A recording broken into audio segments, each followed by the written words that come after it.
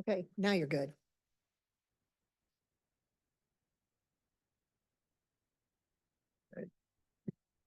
It is 6 o'clock. We're going to call the Albemarle Planning Commission to order. The opportunity for the public to access and participate in the hybrid meetings are posted in the Albemarle County website, on the Planning Commission homepage, and the Albemarle County calendar. Participation will include the opportunity to comment on those matters for which comments from the public will be received. Now, Madam Clerk, would you call the roll? Yes. Mr. Moore, Here. Mr. Murray, Here. Mr. Claiborne, Here. Mr. Carazana, Here. Ms. Firehawk, Here. Mr. Bivens, and Mr. Missile are both absent. Thank you. Thank you. And our consent agenda? You have any comments on the consent agenda or? It's just the meetings. Nope. Madam Need a Clerk? motion. Need a motion. Oh, yes. I need a motion. Good. Is there a motion to approve the consent agenda as presented? So moved. Second. All right. Mr. Moore, Aye. Mr. Murray, Aye. Mr. Claiborne, Aye. Mr. Carazana, Aye. Ms. Firehawk. Aye. Thank you. Okay, now we have deferral. Oh, we get matters for the.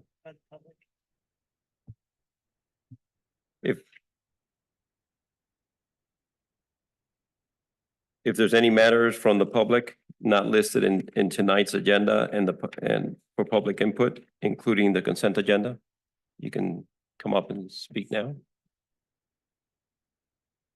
Hearing none. I missed that. So now we have a deferral, request for deferral. That's correct. So there would be a motion, if the commission so desires, there would be a motion to defer the two AFD district reviews until September 10th as recommended. Do we have a motion to? Sure, I motion to defer item AFD 2023, many zeros, 1 Ivy Creek District Review, and AFD 2024 for many zeros, 2 Hardware District Review, to defer both items to the requested date of September 10, 2024. We have a second? Second. Mr. Moore, Aye. Mr. Murray, Aye. Mr. Claiborne, Aye. Mr. Carazana, Aye. Ms. Firehawk. Aye. Thank you. Okay. So we can hear the opening the public hearing for ZMA 202300015 Scottsville Road. Get the staff report, please. Great. Good evening. My name is Sid Schoaf. I'm a senior planner with the Planning Division for Albemarle County's Community Development Department. Tonight, I'll be giving staff's presentation on zoning map amendment application ZMA 2023-15-1928 Scottsville Road. This is a proposed rezoning for a 1.32 acre lot from R1 residential to R10 residential. The subject property of this rezoning is located south of the city of Charlottesville between Avon Street Extended and Scottsville Road.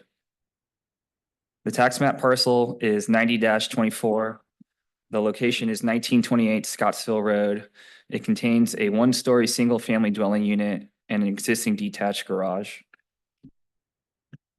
The property is currently zoned R1 residential as shown as green on the map. The parcels to the north and south are also zoned R1 residential and contain single-family residential.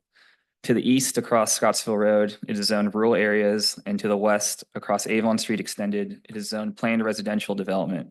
This is the Avon Park 2 subdivision, and it contains 28 townhouses and 2 single-family detached houses. Lastly, the subject parcel is within the entrance corridor and is also in the Airport Impact Area Overlay District. The subject property is within the Southern and Western Urban Master Plan. The future land use designates this parcel for neighborhood density residential, which allows for residential units between 3 to 6 units per acre. For this application, the applicant's requesting to rezone the entire 1.32 acre parcel from R1 residential to R10 residential. If the rezoning were to be approved, this is a concept plan of what the future site could look like. The applicant's proposing to construct a proffered maximum of 8 single-family townhouse units for a density of 6.06 dwelling units per acre. The primary access to the site would be from Scottsville Road via Research Way. The 8 townhouses would front on an internal street, which would also provide future interparcel connectivity to the parcels to the north and the south. Additionally, an emergency access lane is proposed from the internal street to Avon Street extended as shown as green. Furthermore, the proposal includes 2 street guest parking spaces, open space, a recreation area, and a stormwater management area. The application is also proposing pedestrian bicycle facilities, which includes a pedestrian pathway along Scottsville Road, a 10-foot shared use path along Avon Street extended, sidewalks within the site, and a Class A primitive path along the emergency access way. The applicant has also provided a proffer to develop the property in general accord with the concept plan, which includes the following 5 major elements. This is also in your staff report. In sum, there are 2 factors favorable. The first is the request is consistent with the land use recommendations of the Southern and Western Urban Neighborhoods Master Plan. And the second, the request provides transportation improvements consistent with the recommendations of the Southern and Western Urban Neighborhoods Master Plan, including a new shared use path along Avon Street extended and a pedestrian path along Scottsville Road. Staff recommends approval of zoning map amendment request ZMA 2023-15, 1928 Scottsville Road. And I'm happy to answer any questions from the commission. Thank you. Commissioners, is there any questions? Start. Sorry. We can start. We can start with you. It's backing up. Thank you for the presentation. One quick question around affordable housing. Is that not a requirement for this? Yeah, so for this proposal, since there wasn't 10 units or more or since there's 10 or less units, affordable housing is not required. Okay, and that's the magic number? It's like Yeah. by math, it's like 1 unit, but is there a, Yeah, so it's not required. okay.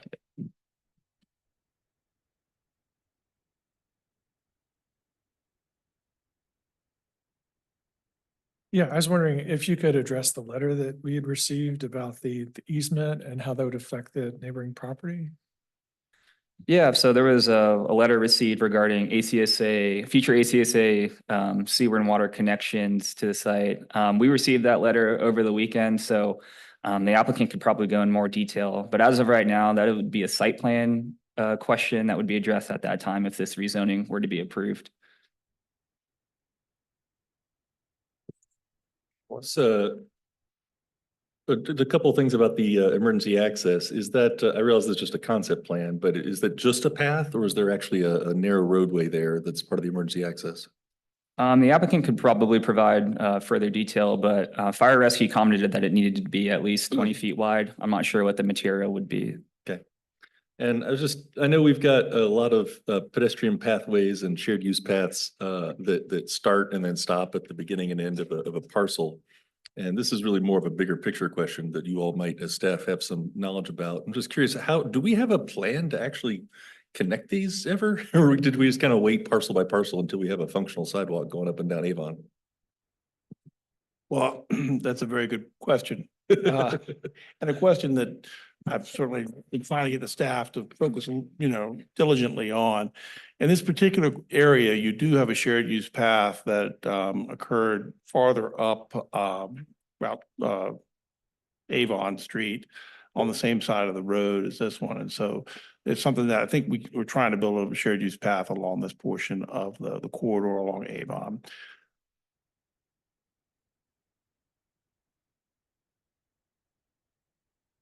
Commissioner Firehawk? No other questions? No, I don't have any questions for staff. We can bring the applicant that want to provide their presentation. Open up.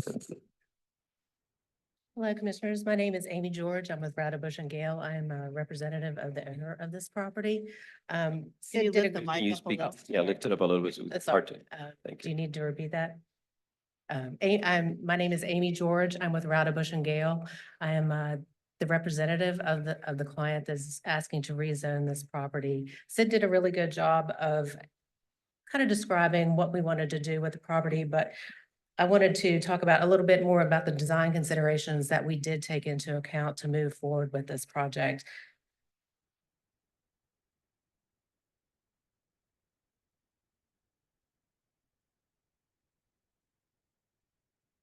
Hold on a second. Oh, drag it up, okay.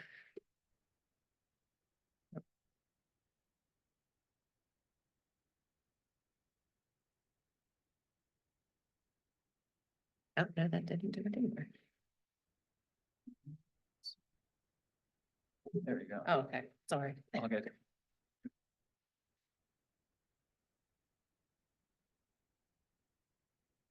Oh, shoot. Yeah, I'm sorry. Oh, thank you.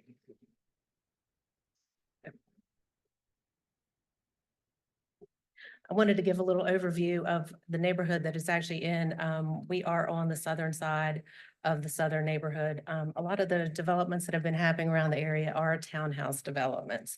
One of the design considerations we had, we wanted to kind of match into the existing neighborhood, take into account the surrounding areas and what the development has kind of already been doing in the area. And we wanted to take into consideration and honor the existing site topography, which is a pretty big factor in this property itself and the small size of the property. There's over 30 feet of grade change between Avon Street Extended and Scottsville Road. So we wanted to take that into account and like build something that would, allow us to build into, I guess, grade into the site without taking too much of the site away. Probably walkout basements along Scottsville Road and a lot on facing Avon Street, it would be more like units that would come out onto the first floor above the garage. This property is about 200 feet wide. Like I said, it's a very small property, so we are only asking for 8 units. We opted to ask for the emergency access to Avon Street just based upon the fact that the topography itself, but we also wanted to reduce the possibility of cut-through traffic. It was kind of a big deal when we were laying out this property that the school buses were kind of redirected in here, and there was a lot of cut-through traffic in the surrounding neighborhoods, and that was a concern for our client. So that was one of the options that we took into place. I did want to address the extension of the water and sewer lines. The sewer line itself is like, we're going to connect into a sanitary sewer manhole that is located on the north side of Spring Hill Village. It is approximately a little over 1,300 linear feet of sanitary sewer at this time. We have only done like preliminary kind of a concept layout. We are dedicated to work with ACSA and VDOT to try to minimize as much of the construction, like the easements, the demolition or anything like that to the surrounding neighborhood. So I'll take any questions you have. Commissioners, do you have any question for the applicant? Commissioner Moore, start with your end. Pardon. On the concept plan, I was, I mean, it looks like like you say, it's consistent with a lot of the other townhouses that are going up in the area, and I appreciate the presentation. Thank you. I was just looking at Amabeth Lane there, which I presume is named after someone, but it sort of terminates on either end. Presumably some other future developer on either side may want to extend and connect neighborhoods there. I'm just curious the factors that go into where you site a road and how you kind of put it on the sides there. I cited it kind of in the middle of the site to kind of, it was like the middle of the grade. So to kind of balance the top and the bottom. The existing, I guess like the existing grade on Annabeth Lane at both ends is flush with existing grade. So there's not a significant grade change between the two properties that we're proposing that could connect into us. Okay. Yeah, thank you so much. Appreciate it. Yes, on your, I like how you put your stormwater management facility there. Have you given any thought to what that's gonna be like? We've given consideration to probably a biofilter, and we will be adding landscaping to the biofilter, like a lot of the biofilters in the area. So, yeah, this was just a graphic representation of the area that it's going to contain at this point in time. Yeah, I'm pleased to hear that because I think it definitely adds value to the neighborhood to have something more than just a big muddy pit, that you can have something, attractive native plants and also provide benefit to biodiversity and stormwater quality, not just quantity. So, good job. Thank you.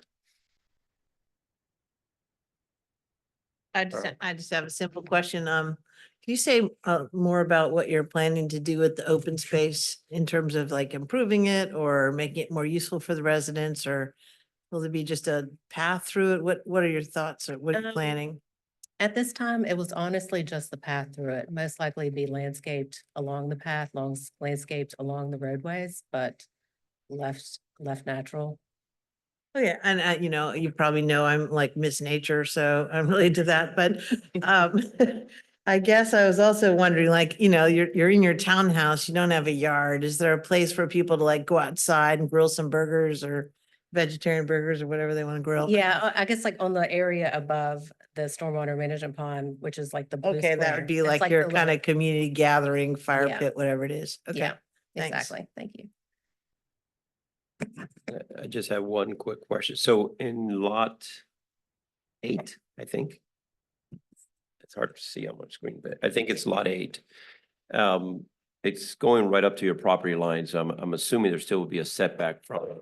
Yes, we From will the- follow that- the standard setbacks that are in the, And those, I in the didn't see zoning them on ordinance. this, but they'll be required to maintain a setback. yes. That makes sense. That one it seems to be one of the wider ones, so. Okay, that's all I had. Any other questions? Do you have any other comments? No. And we're gonna open it up for public comments. I only have one person that's signed up. I don't know if we have anyone online, Madam Clerk, but Roger Chicken Dance? Chicken Dance, okay. Do not have anyone online waiting. Hi, I'm Roger Schickadance. I live at 1858 Scottsville Road. Thank you for letting me speak tonight. You have the letter that I sent previously. I'll try and summarize quickly. 10 years ago, I was faced with the same situation with Spring Hill Village. They were planning to put in their townhouse development, and there was going to be a right-of-way cutback for VDOT to provide a turn lane. And so at the time, I was concerned that the stone stair that predates the right-of-way that goes from my house down about 6 feet to the road to allow me to cross Route 20 to my mailbox. That is an old stone structure, and that would have had to have been removed. And so fortunately, to cut the story short, that was all avoided because VDOT retracted the need to have the turn lane, and Spring Hill Village, along with myself, we were able to convince the county to remove that requirement, and the proffer was removed from the final approval at occupancy. So now I'm faced with the same situation all over again, where instead of turn lane, we've got a water and sewer line coming through that will be a quarter mile from Spring Hill Village. And it was good to hear that confirmed tonight that that's the plan. So it's not hypothetical as I presented in my letter, but it's what they're planning to do. So that will again cause some kind of disruption to the stair, the sidewalk leading to it, the apron of my driveway.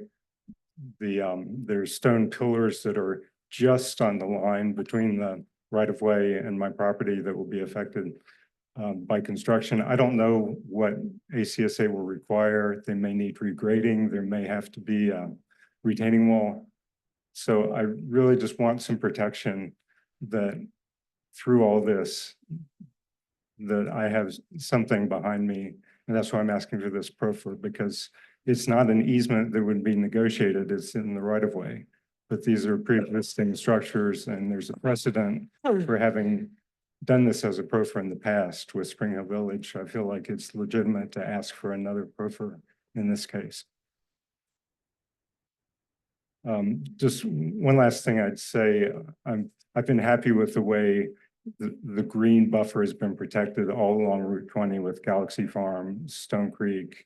Spring Hill has trees. Those trees will have to be removed now to allow this water and sewer line to go through, which it exposes it. But I worry about the density and the tight site down here as Avon Extended converges with Route 20.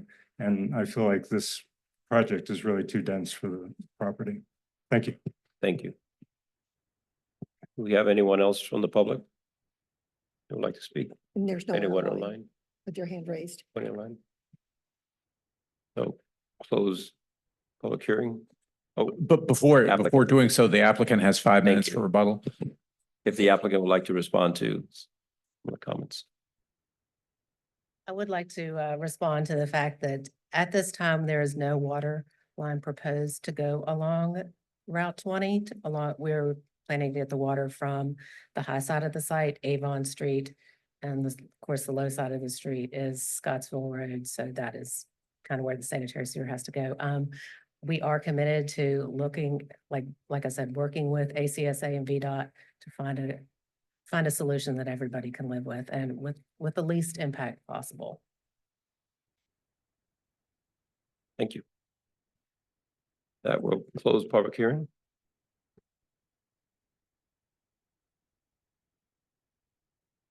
Bring it back to the commission. Is there any further conversations or? Go ahead. Oh, I just had a question, Mr. Yeah. Chair, if that's okay, for staff. Like, based off what I'm hearing, if a project disrupts or damages someone else's property, isn't it automatic that it would have to be repaired or that property owner have to be made whole? Just trying to address the concern that I heard from our citizen that came up before. Well, I'm not entirely clear on where the right-of-way limits are. Obviously, a utility can't build on property that's not in the right-of-way or that's not its own. And I'm not familiar enough with the exact right-of-way line to know whether the historic stairs are within the existing right-of-way, whether they require additional acquisition on the part of VDOT or the utility. But that would be something that would be worked out between that particular property owner and either VDOT or the utility to ensure that all improvements were within existing public rights of way or within right of way that the utility acquired. But again, as you probably know, a utility can't just build on private property without acquiring the property first. And I think I'd add on to that, you know, the stone pillars which he references, which are on his property, I think that Andy's guidance there is probably straightforward as relative to, you know, impacts that were associated with those. The stone stairs that are in the right of way, that may be an interesting scenario. They probably aren't under VDOT permit. I don't quite know how they would be handled. Thank you.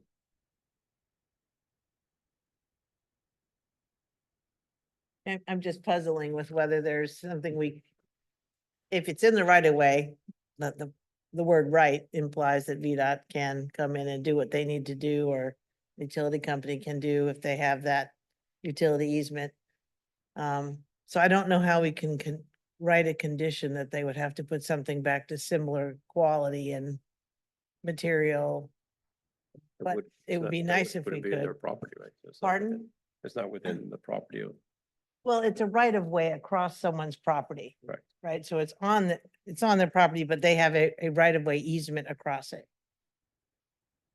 I think what I was hearing is the desire to maintain the ability to safely cross the street to access Right, the mailbox right.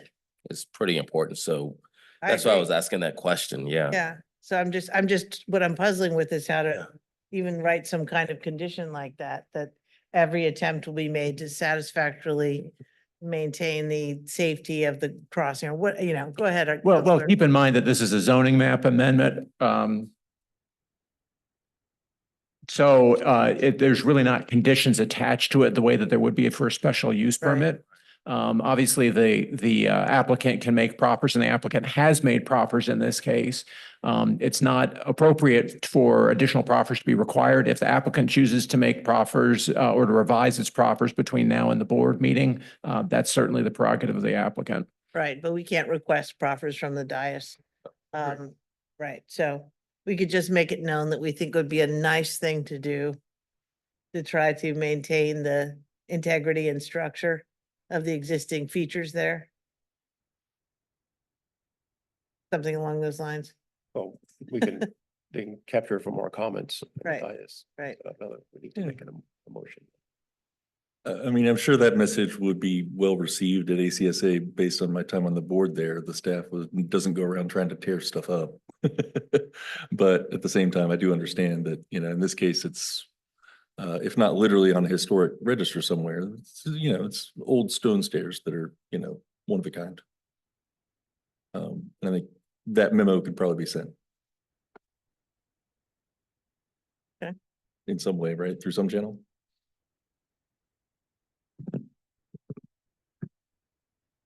Commissioner, where are you having?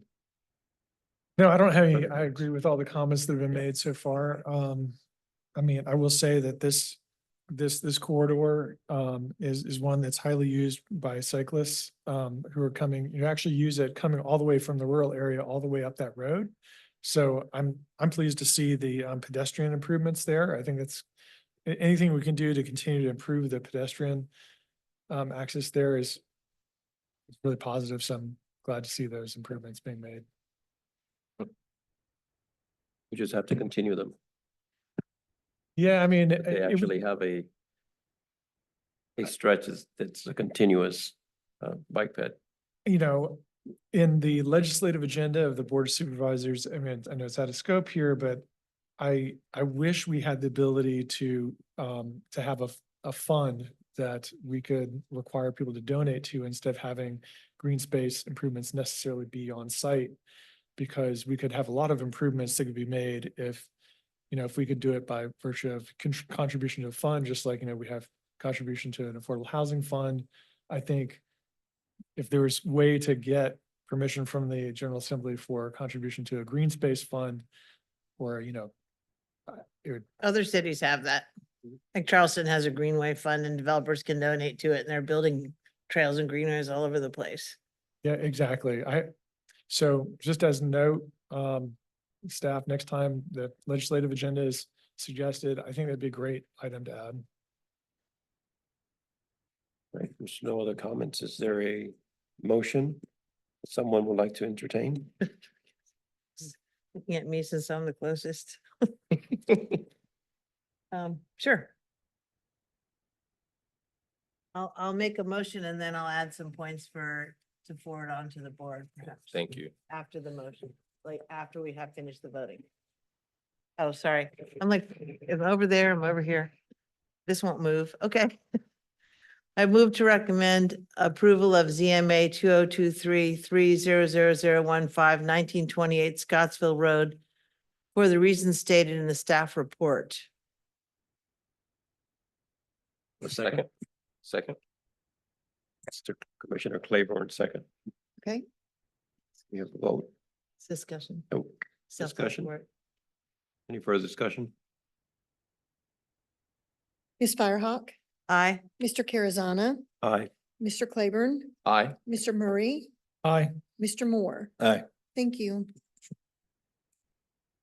So that moves on to the Board of Supervisors, but I'd also like to add into the minutes that we recommend that the applicant work with VDOT and utility companies if they're involved to make every effort to restore the anything that's disturbed to its former quality and integrity, the stairs, the columns, the retaining walls, so that we can maintain the historic character of that beautiful road and the residents. So that's just a note to add into the minutes. Thank you. Thank you. said. Next item on the agenda is ZMA 2023000005 Burkbar Flats. Have the staff report, please.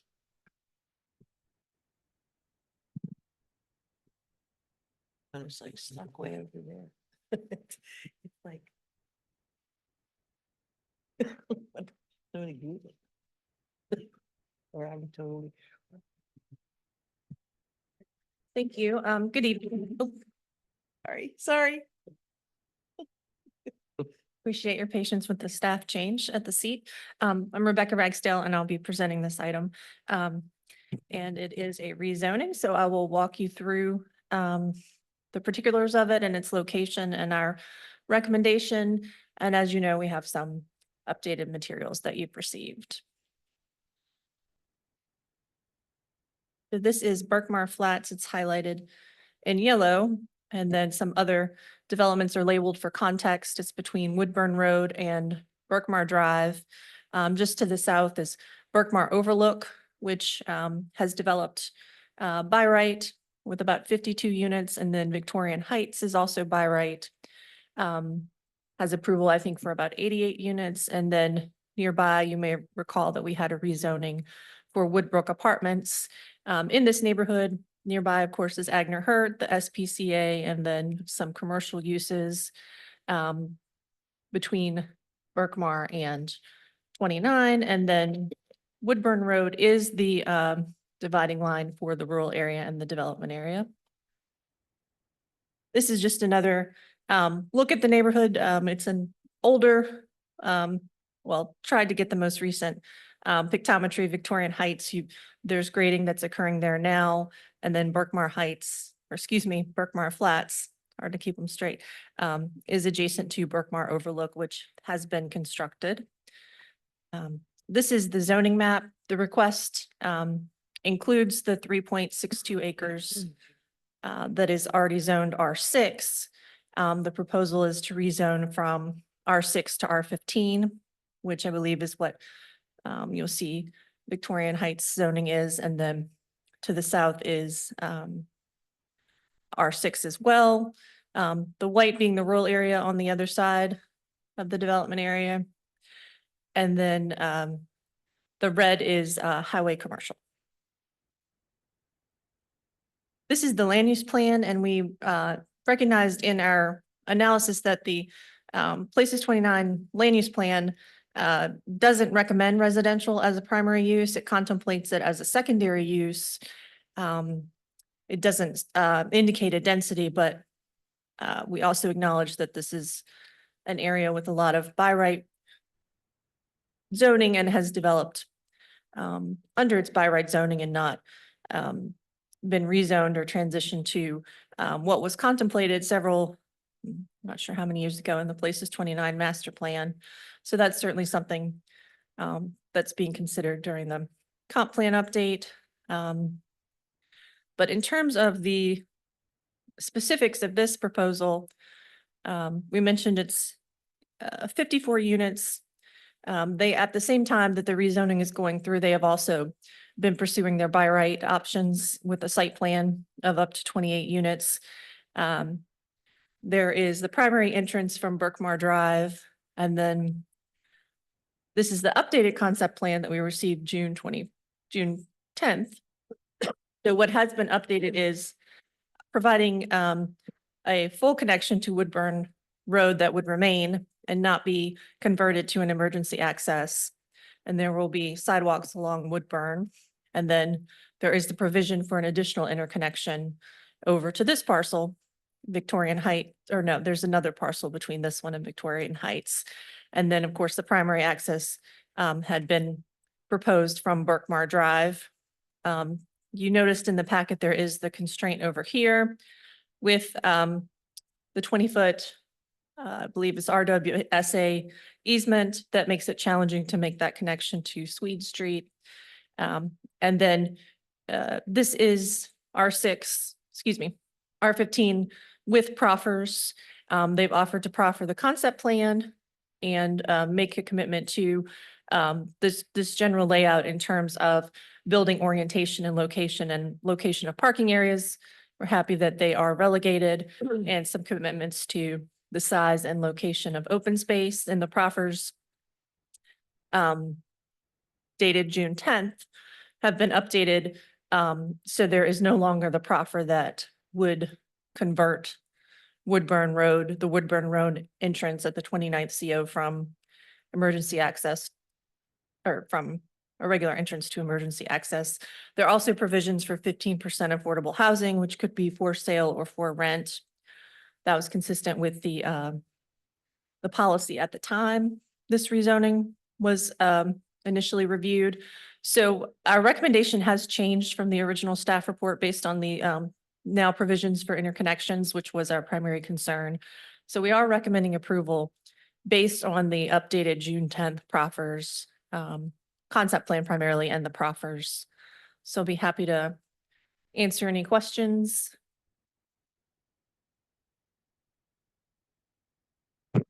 Yeah, I haven't compared what was presented just now with what we had in our packet yet. So it's slightly more open space, is that right? Or The only changes are for interconnections. it's just the connections, the open space remains the same? Yes. Okay. Commissioner Cleveland, No questions for staff. Murray? Yeah, so currently this is in the plan, this is designated for commercial, right? For commercial industrial. That's what. Yes. So does staff have any more thoughts about, like, I know in your consideration about, I know that we have very limited commercial industrial land. What were your considerations in terms of whether we should give up this piece of commercial industrial property? We didn't have any concerns. It's 3.6 acres. I know that every bit of it is precious, but I think we recognize we need to revisit this area and look to other parts of the county if we're trying to offset that acreage. We didn't do any sort of analysis, balance sheet, if you will. We're kind of looking at the character of the area as it is now and how it's changed since we did that master plan. Thanks.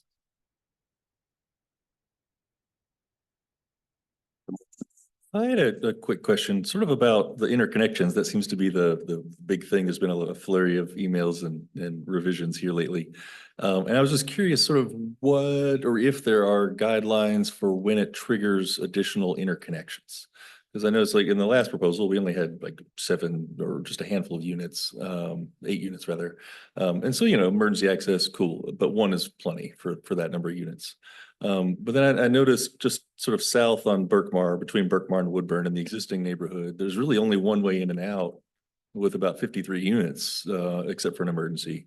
So I was just, been here, I know we have some new proposals with more interconnections. I was just kind of curious what our guidelines are for that.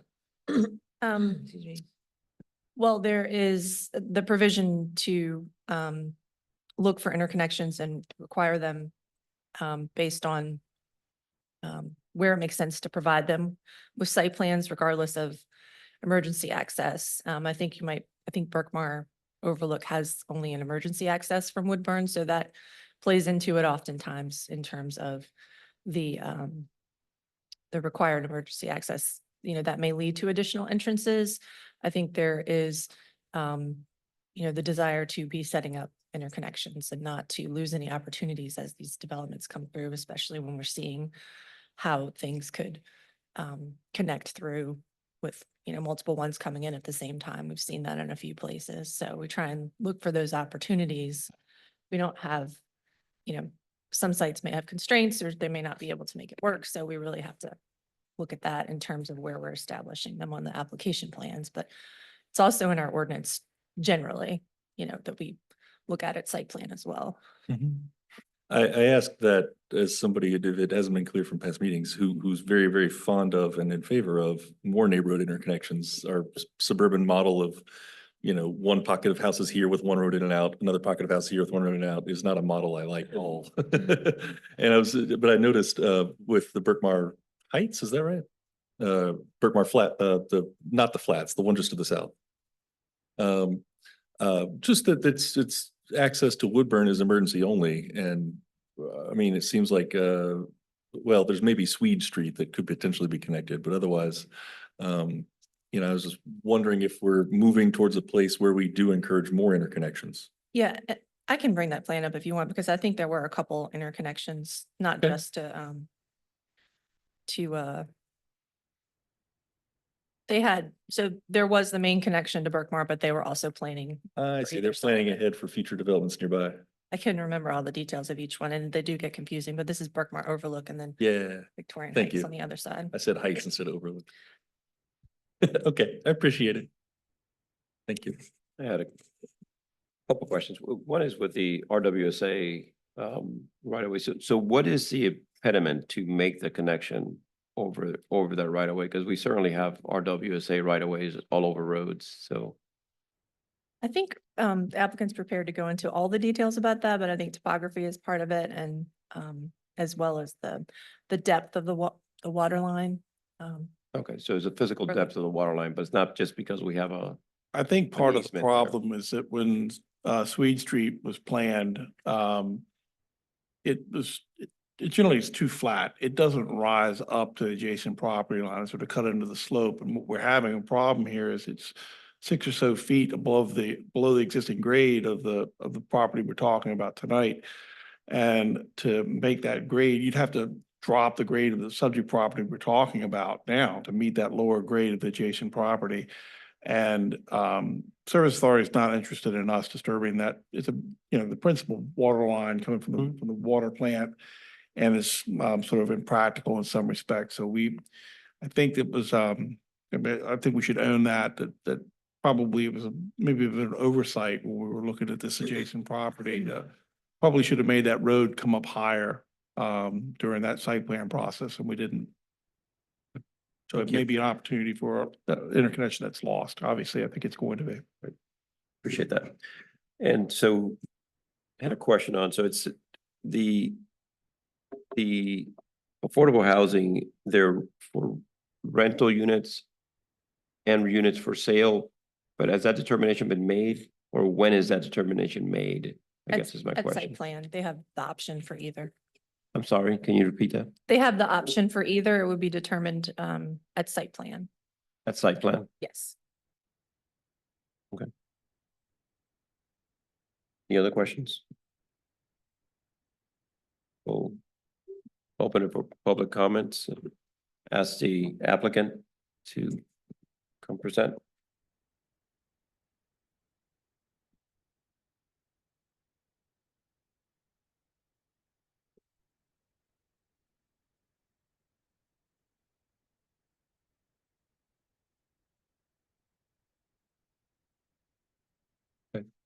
You'll have 10 minutes to start, and you know the drill with the green, yellow, and red lights. Absolutely. Thank you so much. Let me just pull up my presentation for you.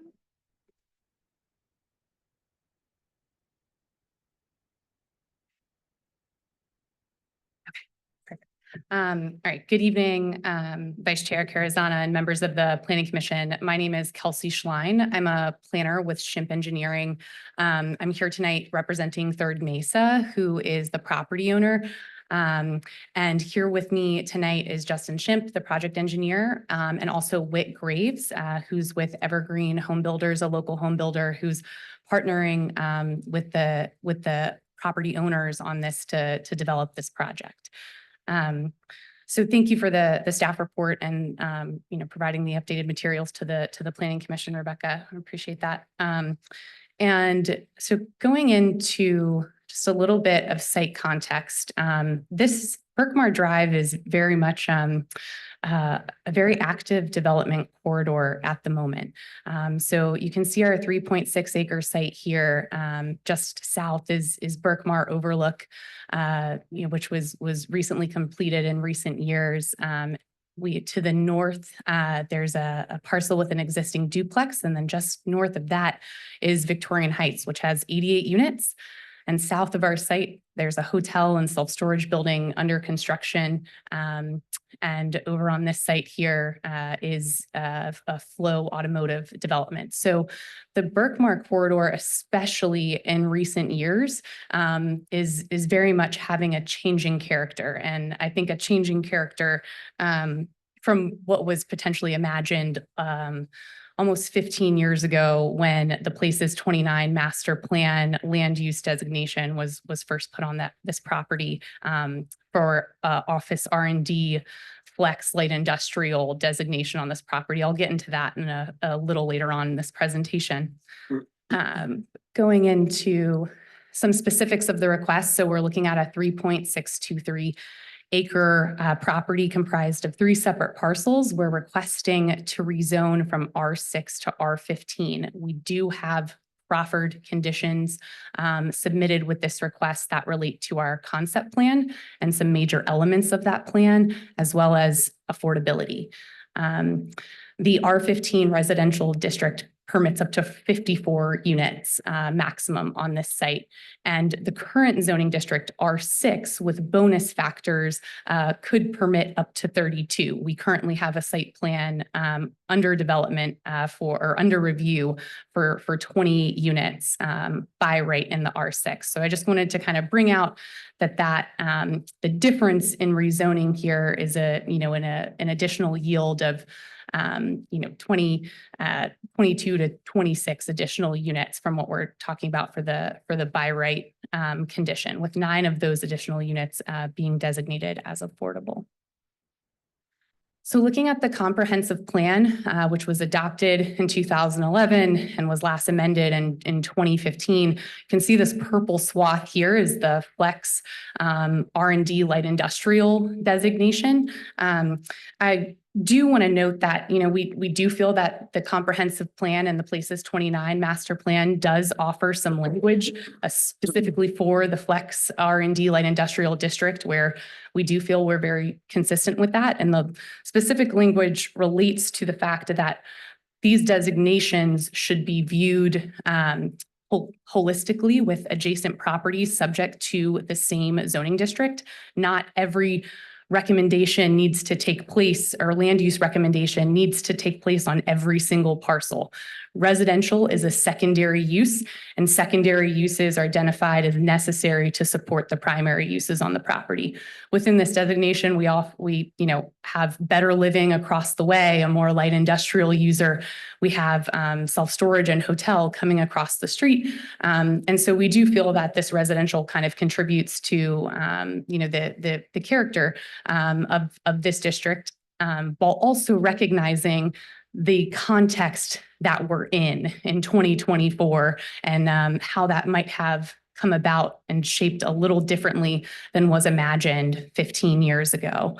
And so this is just an overlay where you can see the Berkmar Overlook development. We dropped in the Victorian Heights site plan here. You can see that we just have a 3.6 acre parcel kind of in between, and that development of this as a higher intensity residential is kind of a very logical next step for this site, and also just a very efficient use of land in the development areas. And so just pulling out some consistencies with the comprehensive plan, promoting density within the development areas to create new compact urban places, and promoting infill and redevelopment that is compatible with surrounding neighborhoods and uses. We do feel that we're consistent with those items identified in the comprehensive plan. So looking at our concept plan here, we've identified a few major elements in the proffers, and some major design elements are that we have building envelopes fronting on Woodburn Road and fronting on Berkmar Drive to establish a streetscape and a street presence on both of those property frontages. We also have a proffered central amenity space, which is proffered as a minimum of 3,000 square feet. We're required to have 8,000 square feet. And so that will be realized either in this central space as we continue kind of to program and define this site and the site plan process, Or, it might be kind of scattered a little more incrementally throughout, but we just wanted to make sure that there was a larger contiguous area that exceeded kind of the minimum tot lot requirement area of 2,000 square feet that would otherwise be required by the ordinance. So this is just kind of a more detailed illustrative plan. And so you can see our interparcel connection here with the properties to the northeast, connection off of Berkmar Drive and Woodburn Road, and focusing on the connectivity. And I just want to provide a little explanation of why we put this in this location. Rebecca touched on this briefly. We're aligning ourselves with the interparcel connection that was proposed on Victorian Heights, 2 parcels over.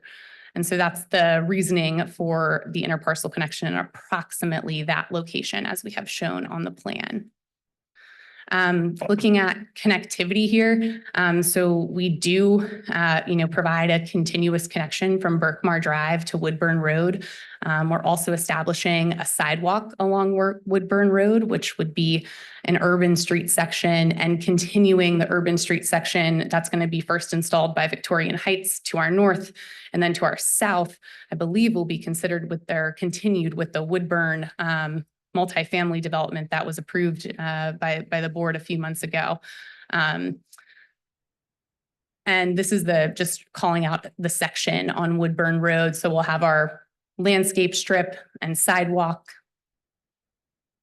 And looking at just the site's context and proximity to transit. So the property does have an existing sidewalk along its frontage along Berkmar. We're very close to an existing bus stop, and opposite of Berkmar Drive from this site is a proposed county funded shared use path construction. And so this site is really well sited to be to support more density and to have direct access to multimodal transportation, and also to transit options as well. I'll point out that we're just under half a mile from Agner Hurt Elementary School, and there's a continuous sidewalk all the way to Agner Hurt. And there's the option to access the elementary school through Woodburn Road, which clearly with the development on Woodburn, the trips will increase there over time. However, as that urban street section just kind of continues down Woodburn Road, I think the hope is that one day there'll be a complete pedestrian connection, but at the time being, there's very limited trips on that road. And so a bike ride to school would be, very, very possible to get to Agner Hurt. Touching on the Swede Street connection. So I'm going to go into a few details here, kind of more focused on the engineering side of things. So Swede Street is a public connection. What we're looking at here is the profile of the road of Swede Street.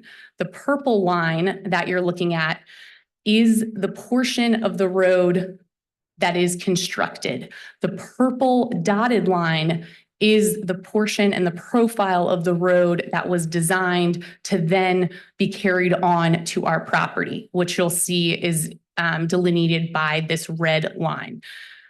The green is where the existing grade is. And so the road is constructed, comes right into a steep slope, and then the terrain continues up into our property, past the property line here.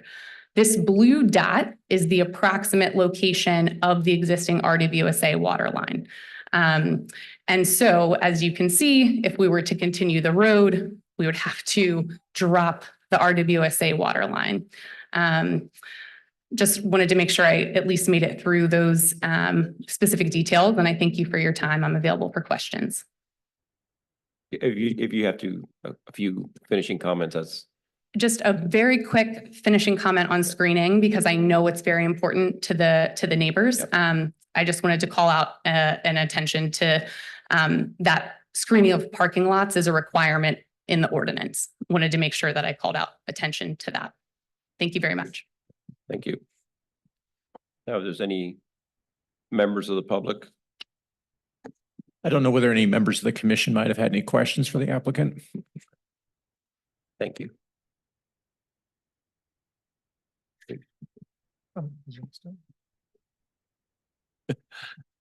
The Swede Street diagram is one that unfortunately hit me like a punch in the gut because we just heard from staff that that was going to be the interconnection back in the last Berkmar overlook was planned, and to see that it's basically just ends in a wall of dirt is really unfortunate.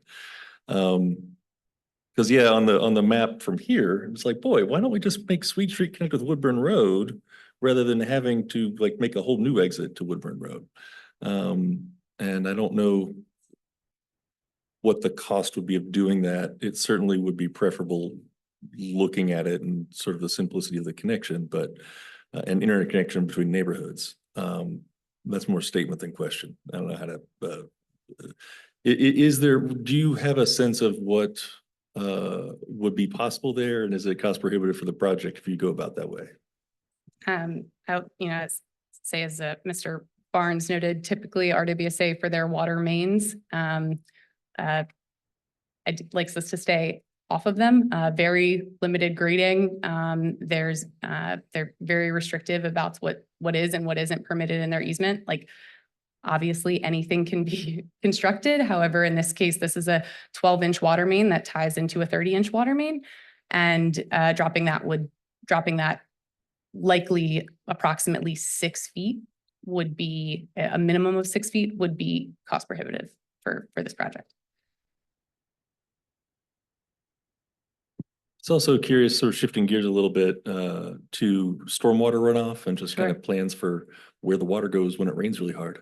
Yeah, absolutely. So at this phase, we're required to do a conceptual analysis. And so we provided that to staff with our initial concept, but all of that in more detail will be worked out at the final site plan stage. And we know, that's particularly, a sensitive issue in this portion of the county for sure. Yeah. Thank you. Yeah, so I always have concerns about that really steep slope. Really steep slopes like that are big contributors long-term to sediment. And we have a reservoir right nearby. It's kind of ironic that, the RWSA has this pipe that's causing us not to be able to fix the grade of that slope because that sediment's going to go right into the reservoir. So can you characterize how is that slope being stabilized right now? Well, it is, I believe it's a 3-to-1 slope. And so although it's a steep slope, you can grow vegetation on those slopes. So I mean, that slope, I think I might have a good photo on it. It's steep. This isn't the best photo. It's still being planted, but I mean, it is vegetated at the moment. But this was, I think to Mr. Barnes' comments just about, I think from a planning perspective and looking at the development next door, I can understand why, they designed it the way they did and why they had the stub outs where they did and to meet the inner parcel connections. And it just, seems like just an oversight to have not thought about how to tie that back in the future to the properties next door. So there's no bare soil on that slope right now. It's all. It will, I don't believe, and I wasn't involved in that project. But what I will say is that if that slope wasn't stabilized, that developer would not have been able to have their bonds released on the property. The other thing too is that's a heck of a lot of pavement right there. Is that the amount of parking that you feel that you need, or would you consider doing less parking than that? Yeah. So that is, I think we have to meet the minimums provided in the ordinance. I think ultimately the number of parking spaces that we have shown might be a little less than what's shown on this concept. Originally, this proposal was for 70 units at a time when kind of after a zoning determination had been made that or by the BZA that there was a point in time where bonus factors could have been used on this property. That's not the case. The ordinance has changed, but this was originally designed and kind of laid out for a higher number of units. So I'll say kind of my initial response to your comment is we're probably, I think we're still kind of parked for what we would have imagined for about 15 more units. And so right off the bat, we're probably going to lose some of that. But in this location, we'll just want to make sure that we provide a sufficient amount of parking for the residents, since there's not really ample opportunities for on-street parking elsewhere. And the other thing is too, since we're talking about taking a property that could have been used for commercial use. Yep.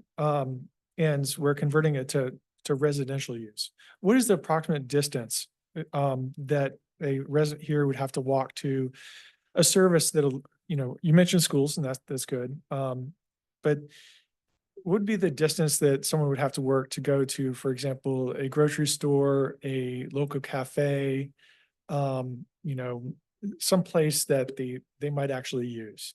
Yeah, absolutely. So I don't have those numbers kind of off the top of my head, but I know that if Agner Hurt is half a mile, less than half a mile, because that measured that recently. And then just kind of south of Agner Hurt is Kroger that you can get through from Woodbrook. Especially with, I think, Walmart and Kroger in the vicinity, that you could get to any place with less than a mile. I would think. I have not measured it though, but if Nathan has it up, then yeah, please weigh in. It's about a half mile of Kroger. So that's the thing. Have you considered offering something within here, some kind of commercial just to serve the local residents, like something like a local cafe, or just some kind of something for the residents so that it's not just 100% residential? We honestly, that's the first time it's been brought up. No, we have not considered this. The proposal and kind of the partners that are involved in it at the moment are residential developers. So no, we have not considered that at this point. I mean, I can say, we go to Old Trail quite a bit. We don't live in Old Trail, but we find that one of the things that makes Old Trail very livable is that little commercial spot, like right in the middle of Old Trail. It makes the difference between that being a very livable community and not being livable. And so just having, the fact there's some doctor's offices there, there's a restaurant there, there's a physical therapist office there. Those little tiny things like that, I think, make a community a lot better. And particularly since this is surrounded by, you have an automobile dealership nearby, you have some other industrial uses. It just seems like something there that could serve the residents within the development, or maybe in the adjoining developments, would be an asset. And then, as I said, you're really close to the reservoir right there. I would almost prefer to see, instead of these sort of like tiny little scattered blobs of green space, almost prefer to see the green space, more green space on the Woodburn Road side, just to provide a little bit more buffer to that rural area side and against the reservoir. But I might be alone in that.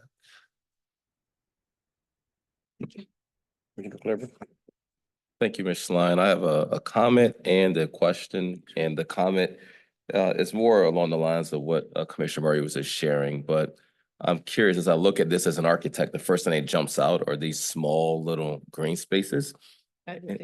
Yeah, and from a desired outcome perspective, I would love to see a more usable green space. Certainly won't tell you how to design it, but I don't know if an architect drew this or not. I suspect no, but it'd be nice to see, if some of those orange buildings, maybe they're re-rotated or some way to allow it to happen, especially since we're not going to connect to Sweet Street to the left. It could be an opportunity there just to evaluate that, but Absolutely. most certainly would prefer, as a desired outcome, more usable green space. And then my question would be around the affordable housing. I'm curious where that is planned to be within the project.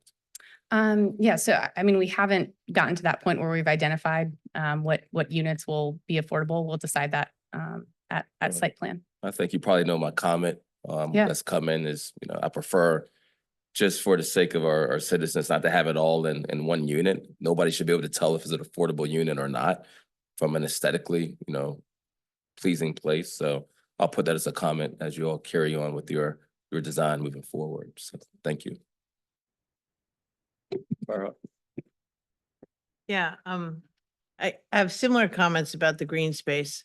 I mean, there's this, the funny finger, you're coming off Burkmar Drive and there's this finger that sticks out.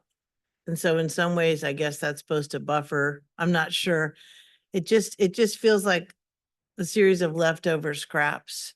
And I feel like if you played with this, even if you had the road going through the middle from one end to the other, you would, maybe splitting up the two buildings in the middle of the drawing and having that be a road, you would be able to shift some things to the left and get rid of that road on the right, that you could make this a much bigger park on the right-hand side on my, looking at it that way. Because otherwise it just seems like it's a lot of asphalt and I know density is important, but I also think creating livable communities that don't degrade in the future because they just become too hot and too paved and you cannot go outside. A quick question for you. So in the orange is obviously the building footprints. Is that light green color? Is that like backyards or little spots? What is that?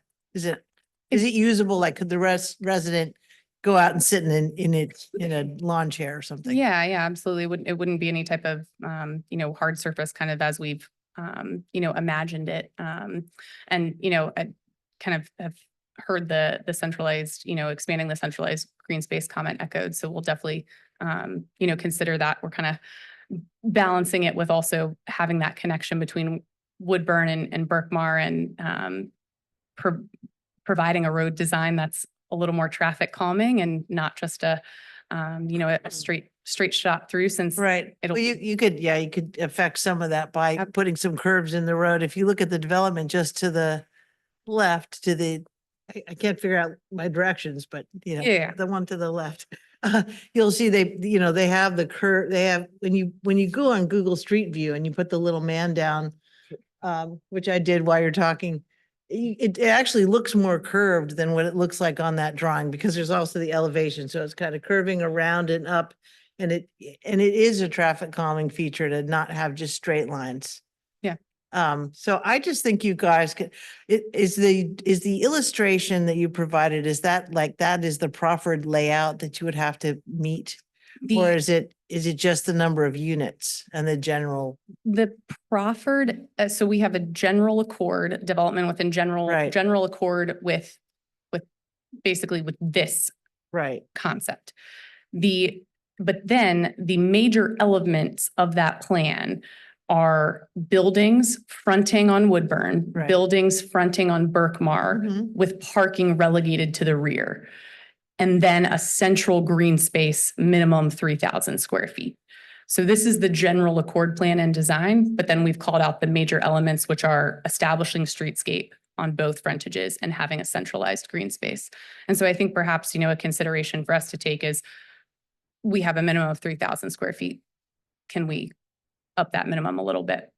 Yeah, I mean, because it's nice to also break up that long stretch of buildings to have smaller little human scaled blocks. That also means that there would be potentially more windows. I just think you could make this feel more like a neighborhood and I just want to get my pencil out and resketch it, and I'm not going to irritate Justin Ship too much by pretending to be an engineer.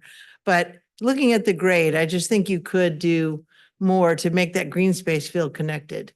It's instead of just kind of random scraps that, they feel like leftover spaces and it doesn't feel like, oh, I'd want to walk from one to the other.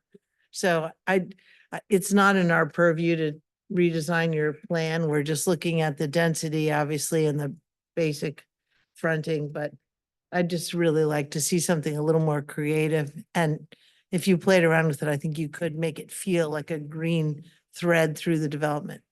Absolutely. Thank you. Thank you for making some of the changes that were made. You didn't mention in the proffers, so the connection to Woodburn is also included in this concept site plan that is a requirement now, right? Well, so we had a requirement that required the Woodburn entrance to become a emergency access only. Right. We struck that proffer. Right, so you're making it a full access. Yes, and You're making it perhaps if full we, access. yeah, yes, exactly. Yes, we struck the requirement for it to become emergency access only after the 29th CO. It remains full, it Yeah. remains full access, yeah. Because it's originally our phase one site plan that is currently under review is for the units that front along Woodburn. And so their primary access will be from Woodburn. So it'll be designed as a commercial entrance to begin with. And so I did want to echo what several of the commissioners said here, that there is a lot of opportunity. I think even within that concept that you've shared, there's opportunities on how you begin to think about it, not having that connection to the south should help you rethink some of this layout.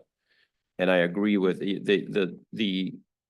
the recreation space that's surrounded by parking and streets versus, I mean, just by splitting the buildings and putting the buildings there, that could probably even help you with your topography, right? And how you're making that turn, because it's what is it, like a 40-foot difference between Berkmar and Woodbourne? Yeah. Right, 40 With elevation plus. change, yeah. Yeah, so it's a challenging site from a topographical standpoint. So I do think that there's opportunities here to make some changes that would also help the people that are living there, children that are playing by the streets. So I echo what's been said, and hopefully you guys can take a little bit more time with this layout and think about the people that are going to be living there. So I mean, right now I know you're trying to get the buildings on there and deal with topography and the interconnections and how you do that. And I appreciate that, but I think you could take it to the next level, and I'm sure you will. Yeah, So- absolutely. Thank you for that. And I mean, I think the comments, particularly for us to kind of take away at this rezoning phase is to look at, if we can commit to making that centralized green space bigger in the proffers. As far as, kind of working this through and making it a nice, attractive place for people to live. That's the goal. We want people to enjoy living here. And I think it's kind of the, dynamic between presenting a zoning concept that's general and then bringing it to the site plan that's very specific. So I appreciate all the comments, and we'll take that into account at site plan. Thank you. No more comments? No more questions? Thank you. Thank you. And now I can open it up for public comments. I jumped the gun earlier. So if there's anyone from the public that would like to speak on this.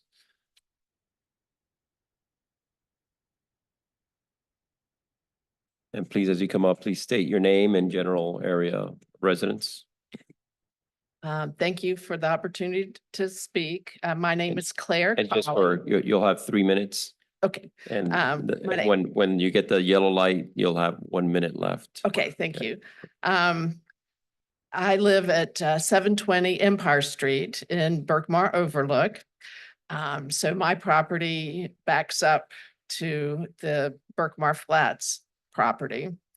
And I'm speaking to express my opposition to this proposal, to rezone that from R6 to R15. Even with the modifications that they've made, they're going to eliminate all the trees on that property. And we all oppose any proposal that's not going to leave at least some of the trees, and especially a tree line between the Berkmar Overlook and Berkmar Flats. Those of us who live on Empire Street, I know you all were talking just a few minutes ago about the hill that comes down from the line down to the properties on Empire Street. And we do have a drainage problem in spite of having, plants all along that hill. We still have water draining, all on our patios every time it rains. And if they get rid of all the trees up there, it's going to be worse. Another problem that I can foresee is the power. We have a big problem with power outages. Every time it storms, we lose our power. Sometimes when it just rains, we lose our power. Sometimes when the sky is clear, we lose our power.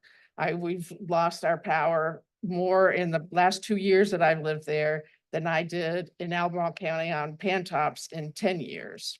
So I don't know. I guess, I don't know if the lines aren't buried, but you add another development with a bunch of units crammed in a small space with the same sort of power grid, it's going to be disastrous. And lastly, I also looked at the Places 29 master plan, and the neighborhoods offering a variety of housing choices, connected by an attractive, efficient, accessible, multimodal transportation system, urban style development, parks, open spaces, sense of respite, and contribute to an overall quality of life. It seems that rezoning to an R15, that this kind of development goes in the wrong direction. So, Thank you. yes, thank you very much.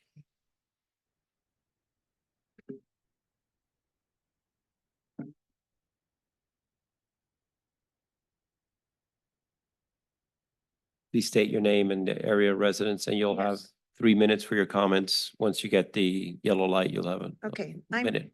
I'm Janet Call and I live in Berkmar Overlook. I know that you have received from the HOA an objection with a number of reasons. And I just want to make sure that you do review those because it does reflect what the residents in Berkmar Overlook, many of them that I've spoken to, think. But I just want to stand up here for a minute. As a 70-year-old new resident of Virginia, Charlottesville in particular, and I took on a 30-year mortgage in Berkmar Overlook, which is insane at my age. But I did it because I thought it was going to be this wonderful, perfectly located, green, exquisite place to live. And it started out that way. But already the traffic is incredibly dense. The drainage is ridiculous. The beautiful trees are gone. There's dense housing many places along Berkmar Drive. And here's this little patch with some wonderful green space and the reservoir and a good look and a good feel to it. And it's going to be destroyed. And some of our residences will now be backed right up to asphalt. That isn't how they presented it to us when we moved in. Now with the hotel, every day the hotel is rising and blocking out the view. So I'm just talking from my heart that this is not how it was represented. I don't think it's in the best interest of Charlottesville. You've got an opportunity to keep that good look, to preserve the green space. And I agree with what was said previously. Power outages are constant. The drainage is a problem.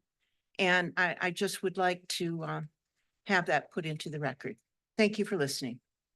Thank you. The applicant like to come up and respond? No, I have some people online. I have All right. 2 people online. 2 that people want to online. speak. Yeah. All right. Let me. Stacy, please unmute yourself. State your name and your general location. You'll have 3 minutes and I'll let you know when your time is up. Oh, okay. Can you hear me? Yes. Oh, great, great. Yeah, I'm Stacy Tanner. I actually live next door to Claire Callie. I'm at 722 Empire Street, right next to Sweet Street. That wonderful slope, by the way, it is not vegetated. It is barren.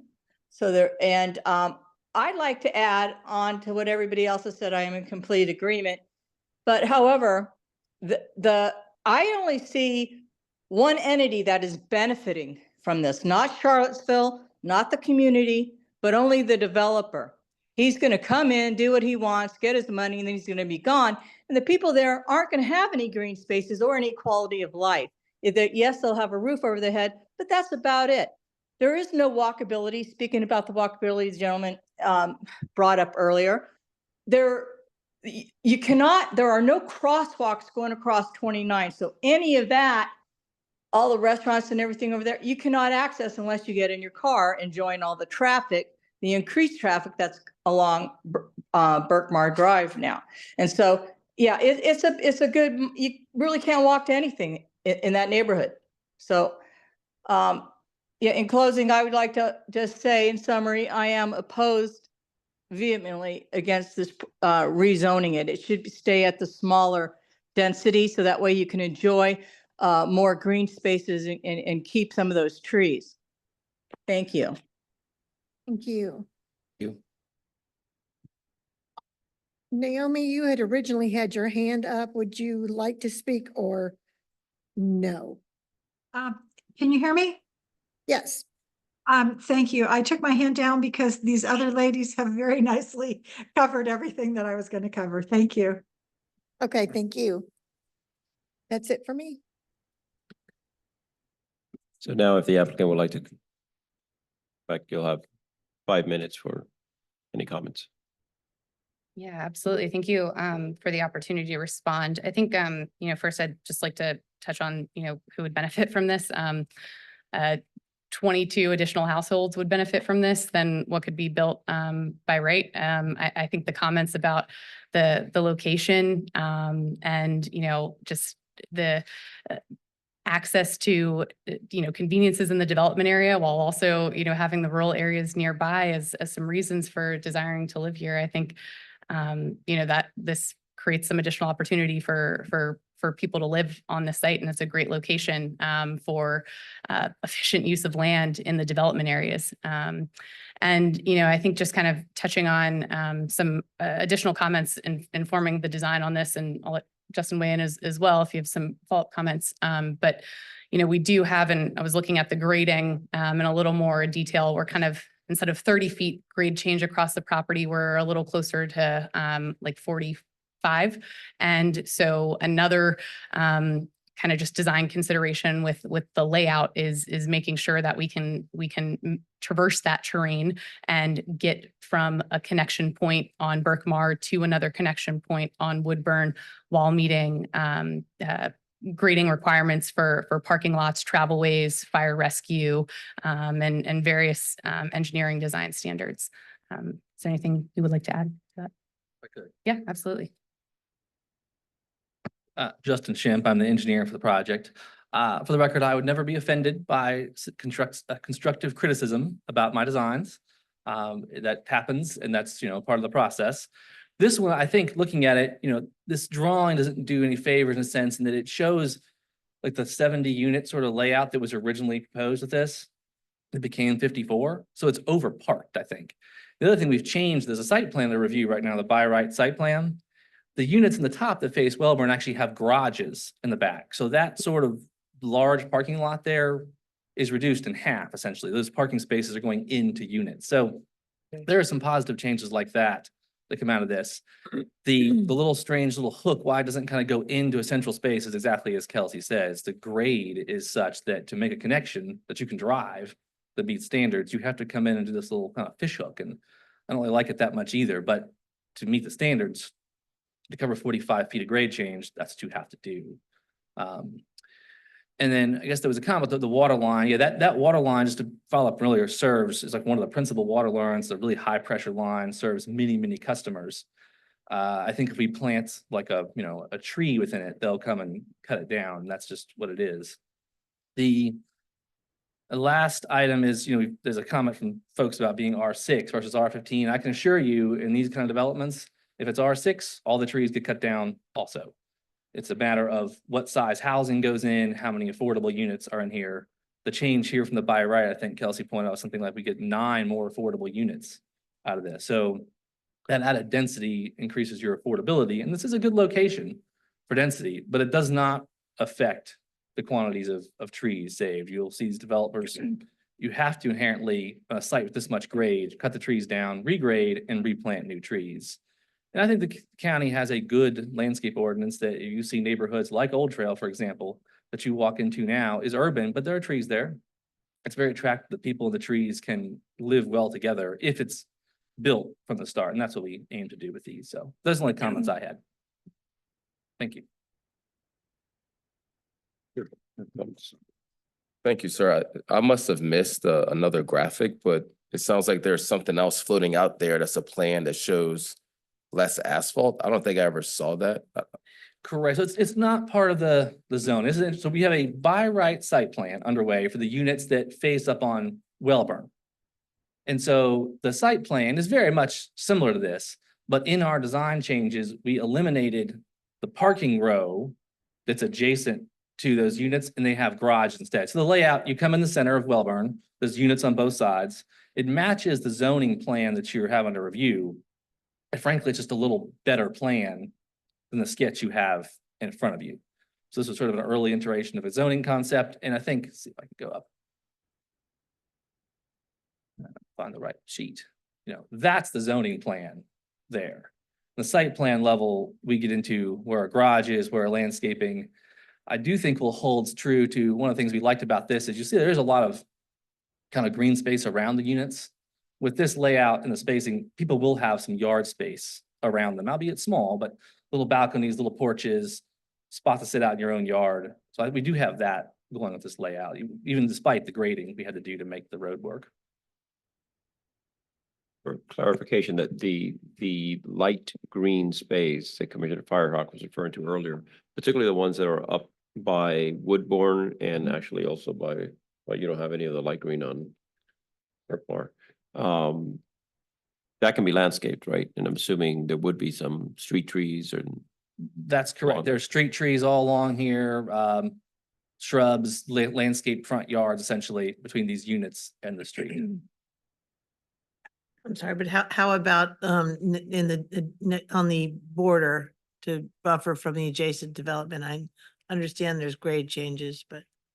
We'll be required by the ordinance to screen any kind of parking lots. Again, not shown here. There'll have to be some sort of screening fence or shrubs on top of this hill between our parking lot and the adjacent. And we can't plant them in the easement. We'll have to put them on our site. So from this diagram, we'll probably lose a few parking spaces to execute the ordinance required landscaping.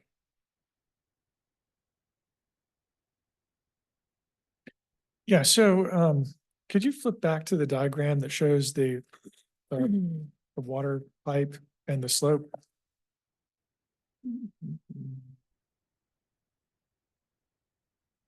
So I'm just wondering, I mean, obviously there's an area that you can't do anything about, but I'm just wondering if there's any way to work with the RWSA to fix at least some of that slope, to make it a little bit better than it is now. There seems to be a lot of soil over top of that slope. Is there any way that, you know, is there any way to make that improve that at all, just so that, you know, stormwater isn't going to flow off that and then down that steep slope into the adjoining property? So I think the slope in question actually is off our land. See the red Yeah, line? I see here? that. I see that. Yeah, so I piece. think part of that, and you know, Kelsey made a point, if the bond was released, then that should be fixed. The bond may not have been released. We were not involved. I don't know. That may still be under county review. But I do think this will help a little bit. One thing, so contour maps, these gray lines here, contours, this is indicating water is flowing this direction right now. We'll have to intercept that and actually take and pipe it down the road. So there may actually be a little bit of mitigation in this case. It's not always, but in this situation, I can sort of see the neighbor's issue in that from the top of this road, the water flows straight down their property. Our stormwater plan will require us to intercept that and discharge it to an adequate receiving channel, which would not be their backyards. So in this situation, there may be, maybe the drainage from the other plan didn't quite take into account the offsite. I have no idea. But I would say that looking at this map, and that is likely to be, it will be improved. Our situation, we would not be allowed to make it any worse as part of our design. We'll have to evaluate the runoff in this direction, but inherently we're going to have to capture it all and take it down the street to meet the requirements. So there may be a little bit of improvement for the neighbors from that standpoint. And just to get back to the landscaping on, so even though the RWSA, we're not gonna allow you to plant trees over the water line, but you can have shrubs and you can have ground cover, so you could potentially mitigate any kind of runoff, even if it's not on your the part that's not on your property, which is the steepest part, but there's a lot that is on your property, right? So if you could do some ground cover on that and the right type, it certainly would help mitigate. So Yeah, that's true. Yes. encourage you looking at not just keeping that buffer as, you know, a that you can't do anything on it, because you certainly can do some improvements with landscape.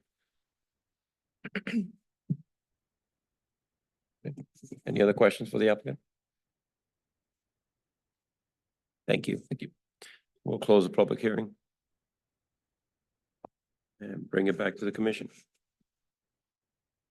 If I may, I wondered if it would be possible to see the current site of the 28 townhomes that's under review. Since this is replacing that design, the applicants got an application in and they're requesting to exchange that for this design with the 54 multifamily units and townhomes. Is that something that we could look at? So I have that in the slides. Okay. I mean, but this, I understand this plan was designed with this other phase in mind. And I don't have, am I not sharing? I don't, I hastily plopped this sheet in there. I don't have a grading sheet. Just shows you what Justin and Kelsey were describing in terms of okay, sorry. Okay, going too fast here. No, it's in here. I just had it. But basically, the townhouses are, the rows of them fronting on Woodburn with the parking behind it. And then, okay, I'm not sure where it went. My apologies. Failing, take a second. Um, I can see it on our screen here. She'll It pull looks- it up in a that's second. weird. It acted like it connection wanted to problems. delete it. Just my luck. Something always happens, but it's there. We can see it. Okay, so from current slide, let's hope it cooperates. It's now a ghost slide. Okay. There we are. There we are. Thank All you. is happy. But like I said, I don't have the grading plans. I just pulled this just to show you where they are. You can see I can't speak much more to it than that, but they do have the stormwater down the hill closer to Berkmar. I mean, So are these 28 units because they're stacked townhomes? Is that how we get to 28? I think so. Yes, Yeah. okay. All right, so we get almost twice the density of with the new plan, and we get some affordable units.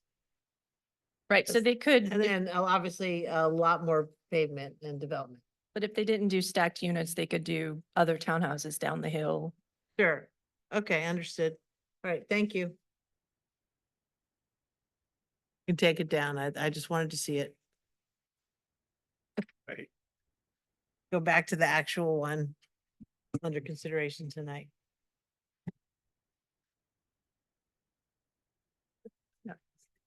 Are we just all discussion here? Well, I had a question that's sort of for this process. So I guess a question of staff.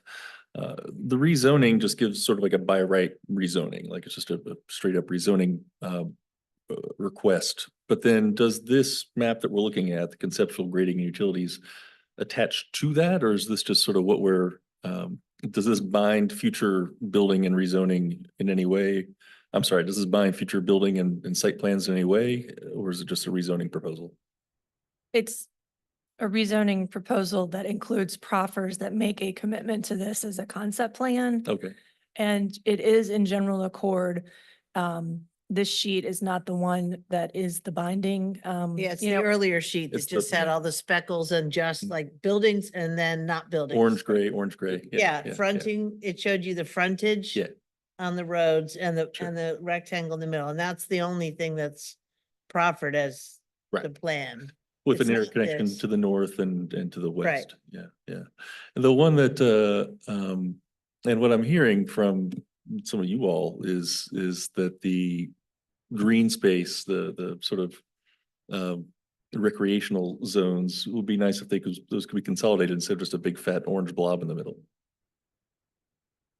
I mean, I'm summarizing rather than making a new comment of my own. Right, well, I understood what the applicant said about that funny green finger and having to go in this curvy way to try to get up to create a through road that met grade requirements for and emergency vehicles. But on the other hand, I still think you could connect the green space better. I guess where I'm left is this better? Is it Albemarle County's desire to, I'm not asking you all to answer this, but is it our county's desire to have density is always trumps everything else. More units is always better. You know, we need to get as much density in the urban ring as we can. And then kind of a little bit not worry too much about the neighborhood itself. Cause that's what this feels like to me. Yeah, I mean, when I look at the comprehensive plan and sort of what it talks about, when you look at places 29 or sort of the principles that are behind a lot of those ideas, you know, a lot of it talks about livability, right? And this in my mind fails pretty poorly on a livability scale. So, I mean, to me, it's less important about where the green space is. I don't want to architect their their plan here, but how do you make this more livable? This right here, what's the concept that's shown here is not particularly livable, and particularly when we're talking about giving up space that's at quite a premium in terms of, you know, our commercial space in the county, which is revenue positive. I'll remind everyone, the residential space tends to be revenue negative. We spend more money in supporting residential areas than we get in tax revenue typically. So the commercial spaces are very important to the county. So if we're going to give up our commercial space to do something else with it, maybe something better, something that's more livable. I will say that, and I want other people to be able to talk besides us, but I will say that we have rejected other applications on Avon Street, for example. I'm not talking about tonight, I'm talking about past, because it did not meet the level of quality that we expected to see in exchange for the developer getting these additional units. They're getting more profit, and there's benefit for the developer. Obviously, society needs housing, no doubt. But I think that it's our job to try to make sure that the housing that we do get is quality and long lasting. Because whatever goes here is probably not going to get redeveloped or changed for another 60, 70 years at the minimum. So it's a pretty lasting footprint. And I guess that's my question is this good enough to justify the rezoning? I think density can be done beautifully. I think you can fit a lot of people in and still create green welcoming spaces. I'm not feeling it. I'm not feeling that with this development. That's where I am, I guess.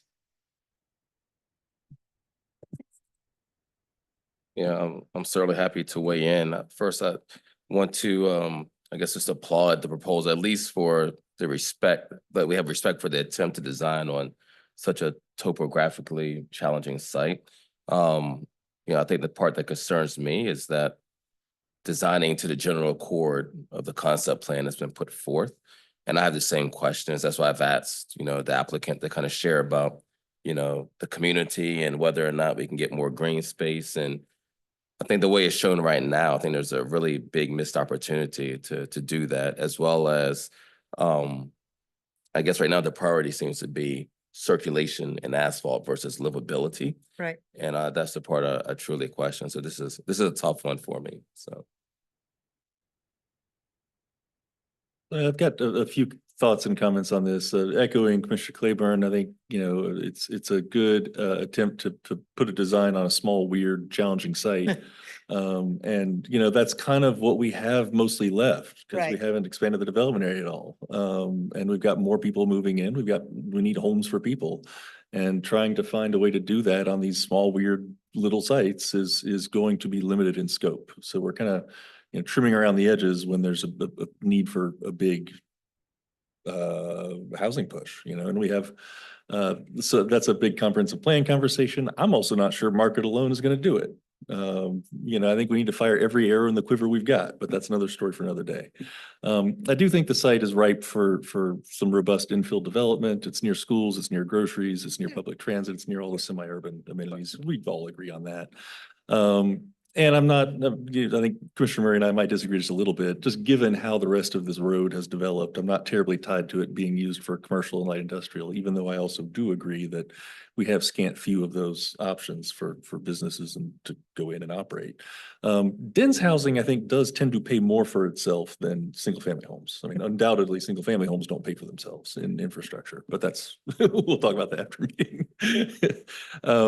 And as for the commenters, I do feel for the people who get used to treat hillsides and pretty spots near their townhomes and hearing birds and going out back and having your coffee, and you're sold on a certain vibe for the area that you're buying into.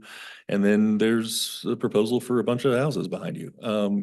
I don't know how we can communicate this to everybody in the development areas that other properties that we don't own can change. That things can get built on them for people and families who move into those new neighborhoods. I don't know how to let everybody know that. Like if you want 20 acres out in the countryside where you can pee off your porch, you got to go to the rural area for that, and I don't know how that can be conveyed more clearly and more widely. And I don't mean that facetiously. I really don't. Because I get it. I get used to my backyard being a certain way too, but it's the way the development area plan is and has been for 40 some years. So anybody who sold you on it not changing, sold you on, some squishy facts. Anyway, I think there's a big fundamental question here. How do we build homes for the people who live here and the people who are moving here?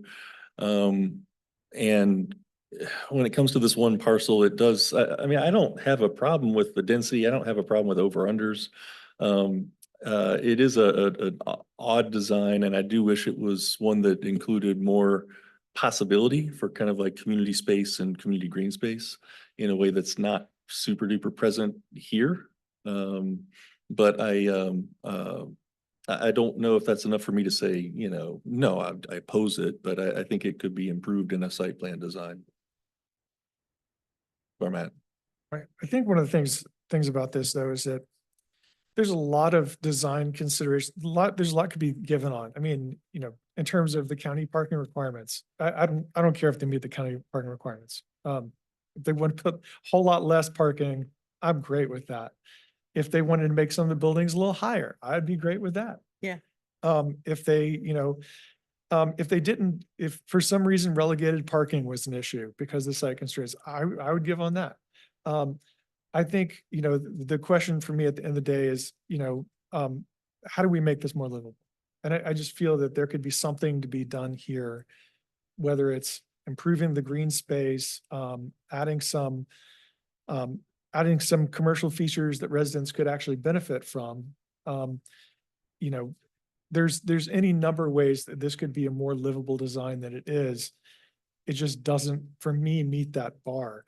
And so I completely agree that this is a great place for density. I totally support density. But I think it's very important for that density to be livable, because otherwise, people aren't going to want to be there. And, and even if we are providing affordable housing for people, it's important that we make that affordable housing a place that, from an equity standpoint, a place that people would want to be in.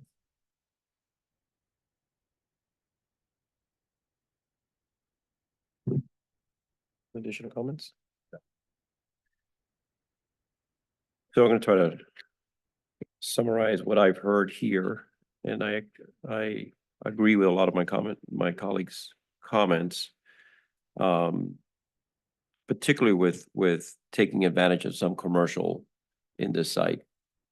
There's very little on that side of Berkmar that's being developed. I didn't see any in the other two developments that are the one that's been completed just to the south, and then the one to the north that's being built. No commercial. And currently it's zoned so that you can have some commercial in there. It's happening across the street, which, then begs the question of, well, there's going to be people driving to work can they take advantage of some amenities? What are we doing from a community standpoint? Are we helping to build a community, or are we just looking at one site to another independently? Which obviously that's not our job, that's not the staff's job. So I do think that this leaves a lot on the table. I've heard livability from the applicant. I heard we're overparked. So I think these are opportunities that the applicant has to make a much better not only layout and I think we've heard density, right? And we all agree with the density, and it is a great location. But the application leaves a lot to be desired, in my mind as well. Is there someone that would like to make a motion? Mr. Chair, I don't know whether you might want to hear from the applicant, whether the applicant has any requests at this point. You do that? Thank you for the opportunity to speak. We really appreciate all the comments and all the feedback that we've heard tonight. If we'd like to put forth a request to defer and come back to you with the concept plan that takes into account the feedback that we heard this evening. Is that a request to a date specific or just a general deferral? A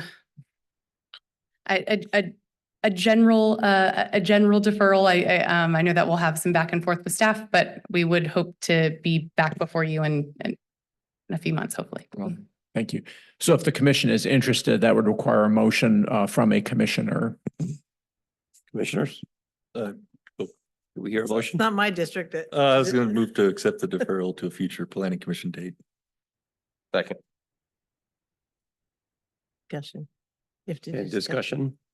Further discussion? Say, I really appreciate that request. I really do, because I want to see the project be successful. It's just, I feel like it's not ready for prime time right yet. So thank you. I agree. I do too. I think it is a site for infill. Absolutely. And Nathan's exactly right. We're all the things we're going to be getting are going to be those harder sites that's why they weren't developed until now.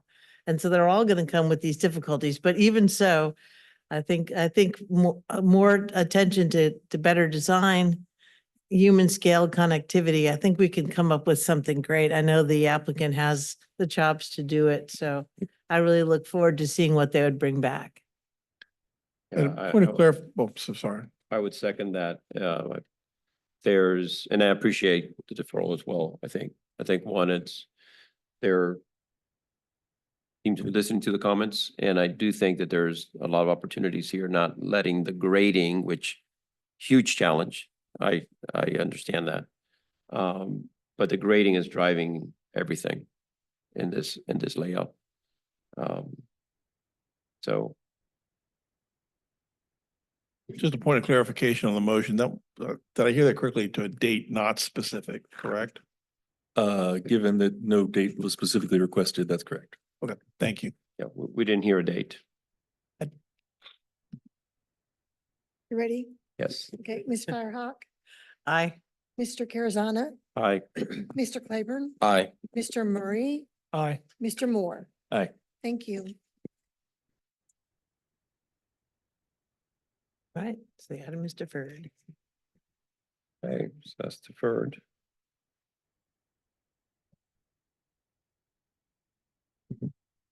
On to committees. Yes. Thank you. Now we're on to committee reports. Mr. Barnes. Well, I could defer to the PC members if they want to talk first, and then I can go first. I don't care. I don't have any. I don't have. Well, I'll just then, Go back to you. yeah, fair enough. I'll take it. So the Board of Supervisors meeting since we last met, we've had two Board Supervisors meetings. The first was on May 29th, which was actually a work session, a retreat for the board. Where they were talking about, their, how they work as a unit and the vision for the county. June, 5th was the other one that they had. One of the matters that came in front of you was Holly Hills, which was the mixture townhouses and apartments that is located between till 29 North between Ashwood Boulevard and Hollymead Drive there. The board reviewed it very quickly and approved that rezoning. Also on that June 5th agenda, there was a consent for a resolution of intent. On the consent agenda for resolution of intent for clean fill and earth and inert materials. So there's a zoning ordinance text moving its way through that should be able to advise of. Those are the issues that happen with the board. You do. Is there a AC 44? You Um, knew I was gonna ask. Thank you. I appreciate you asking that. I really do hope to come back to you all at our next meeting with a little bit more of a framework for how we're gonna move forward with the plan.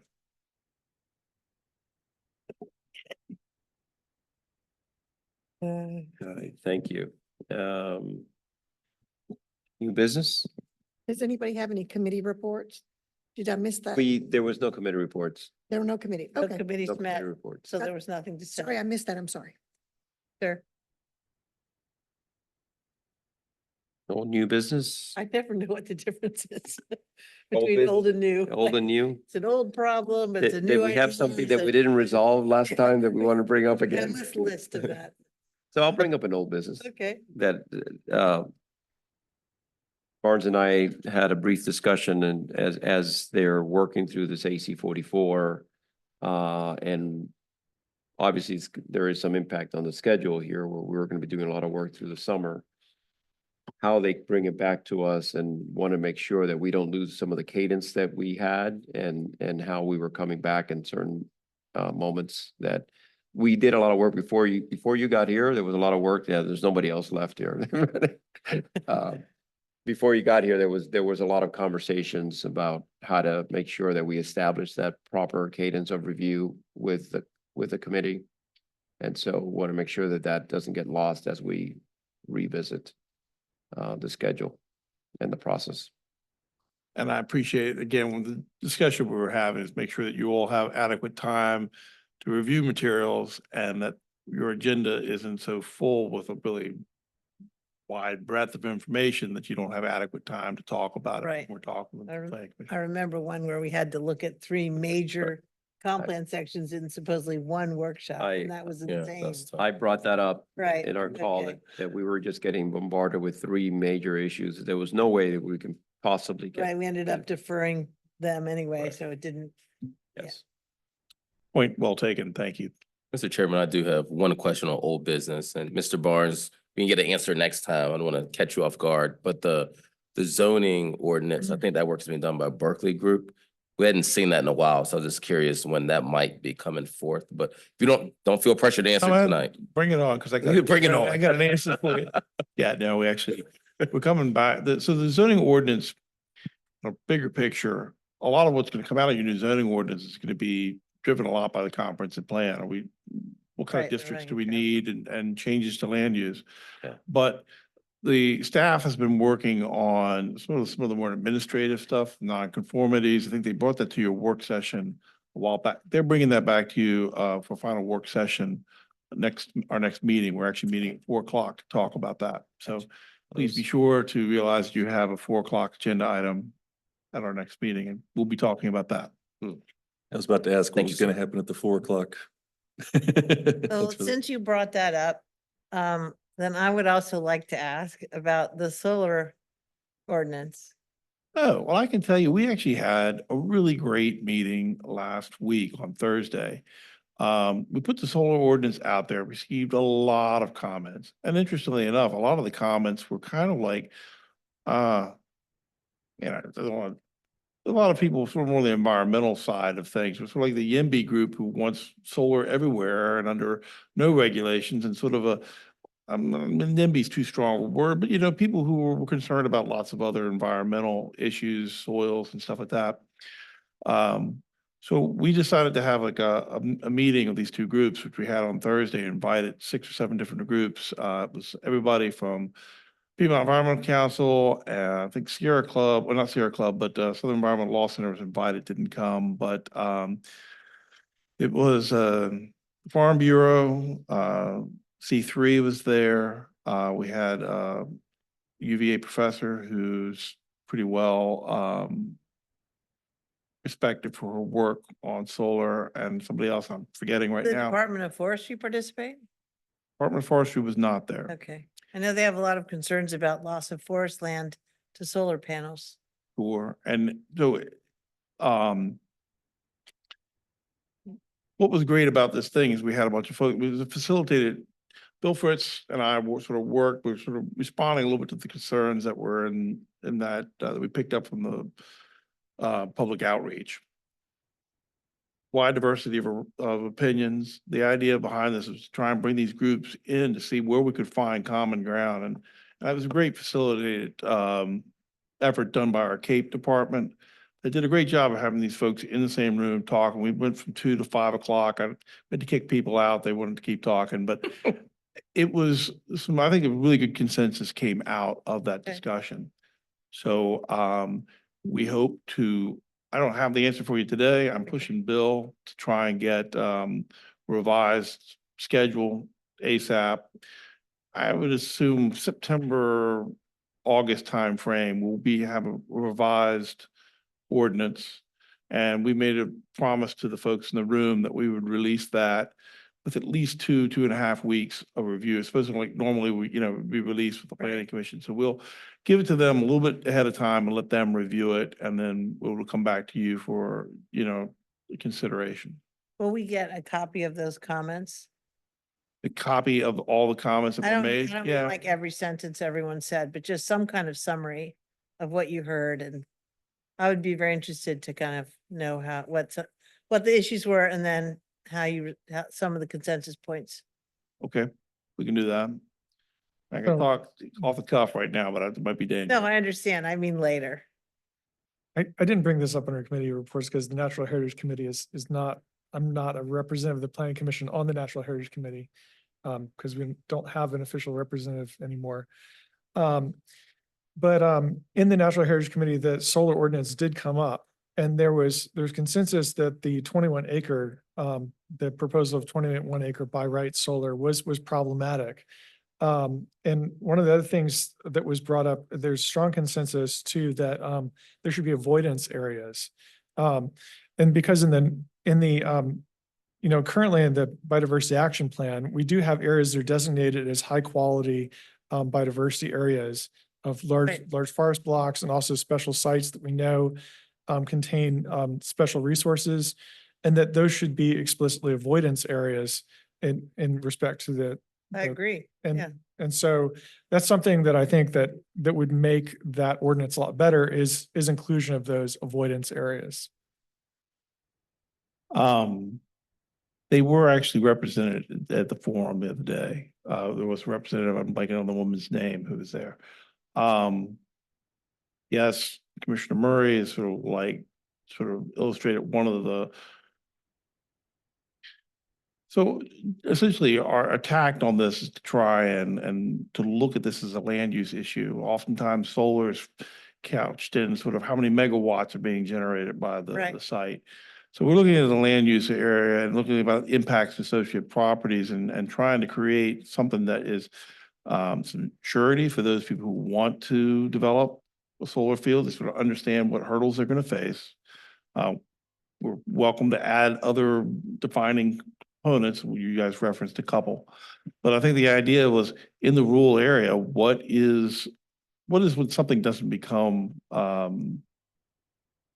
residential? I mean, what doesn't become agriculture? It's with the 21 acre lot. That was kind of from a land use standpoint. So that's why we picked that number as anything under 21 acres to be defined with future parameters, whether that's in the fenced area or the whole property. Can't tell you right now, but broadly speaking, that was what our goal was. And then to allow anything above that would have to come to special use permit. So the idea was to try and create something.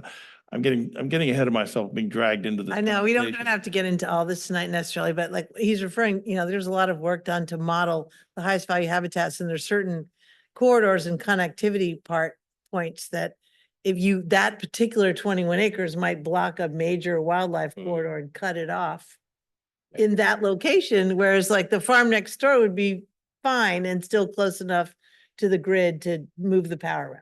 So Well, I, I'll leave the debate for that, Yeah. for you guys when we get to you. but I and mean, we've already prioritized these areas as a county, so it's part adopted as part of the biodiversity action plan, which is part of the comprehensive plan, so. Yes, we would like to see more attention to that work, but like we said, I don't think we should get too deep into that this It evening. sounds like we just would want to hear when are we going to have a work session? Yeah, I think, I don't want it to Toward- be toward- like, toward- here, we've worked it all out and here you go.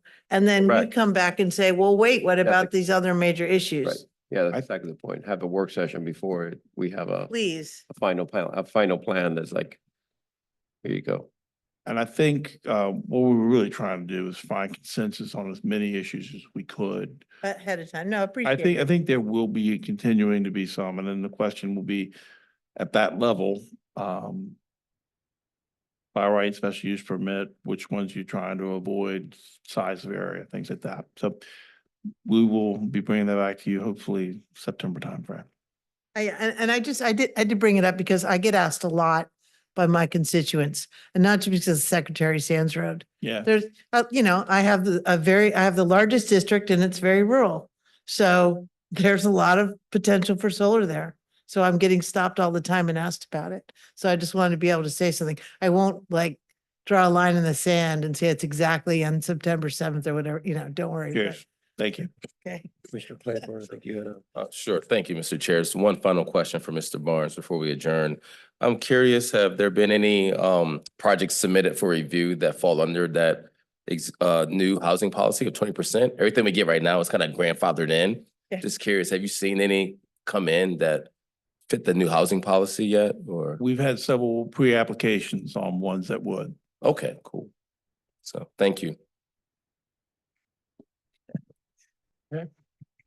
With that, we are adjourned until June 25th at 4 p.m. Thank you.